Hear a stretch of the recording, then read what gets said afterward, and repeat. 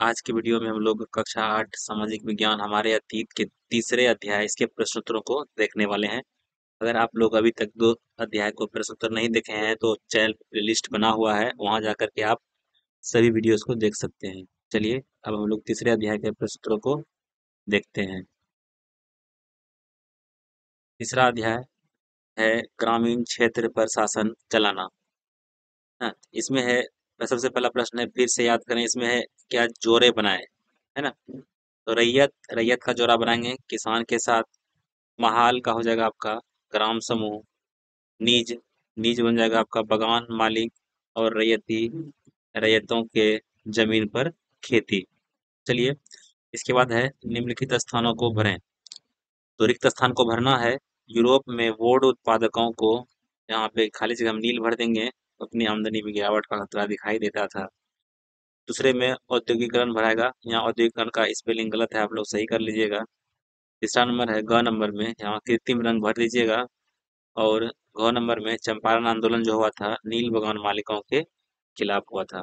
चलिए अब प्रश्न उत्तर को देखते हैं।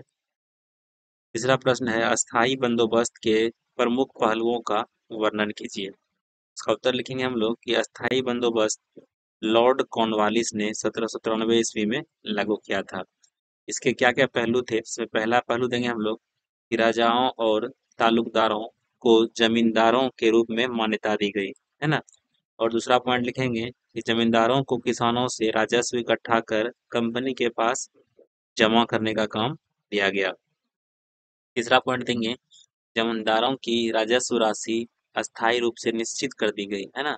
और चौथा पॉइंट होगा किसानों से भूमि संबंधी अधिकार छीन लिए गए, जिससे किसान जमींदारों की दया पर निर्भर हो गए। वे अपनी ही जमीन पर मजदूरों की तरह काम करने लगे। मतलब इसमें क्या हो गया, किसान से सारा जमीन छीन करके जमींदार को दिया गया। और जमींदार क्या किए, जितना भी लगान हुआ, राजस्व हुआ, उसको इकट्ठा करके जमा करने लगे कंपनी के पास। चौथा प्रश्न है कि महालवारी व्यवस्था अस्थायी बंदोबस्त के मुकाबले कैसे अलग थी। चलिए इसका उत्तर देखते हैं हम लोग कि महालवारी व्यवस्था और अस्थायी बंदोबस्त में भिन्नता।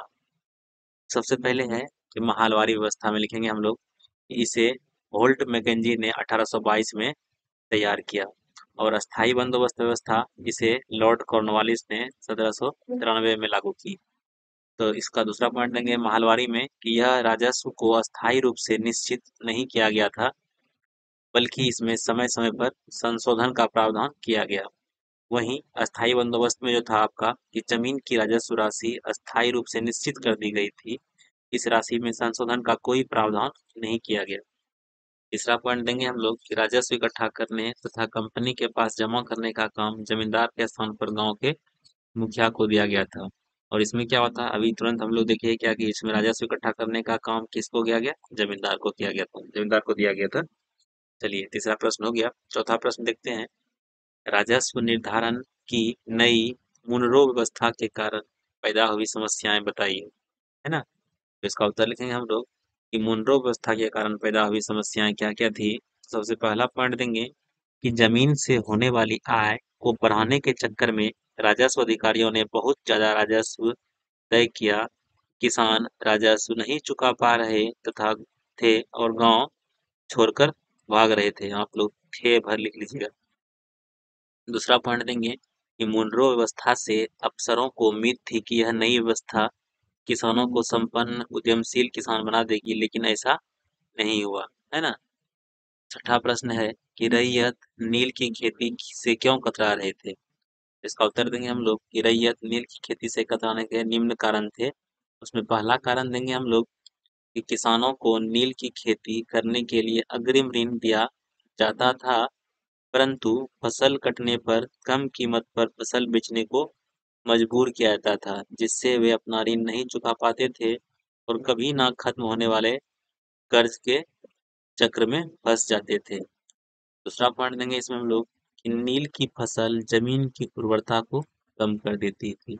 यानी कि एक बार जहाँ नील की खेती होती थी, धीरे धीरे वह जमीन उपजाऊ कम हो जाती थी। तीसरा पॉइंट देंगे हम लोग इसमें क्या, किसान को नील की खेती करने के लिए अतिरिक्त मेहनत तथा समय की आवश्यकता होती थी, जिस कारण किसान अपनी अन्य फसलों के लिए समय नहीं दे पाते थे। छठा प्रश्न का उत्तर ये रहा आपका। और आगे सातवां प्रश्न है कि किन परिस्थितियों ने बंगाल में नील का उत्पादन धराशायी हो गया। इसका उत्तर देंगे हम लोग कि बंगाल में नील उत्पादन के धराशायी होने के कारण।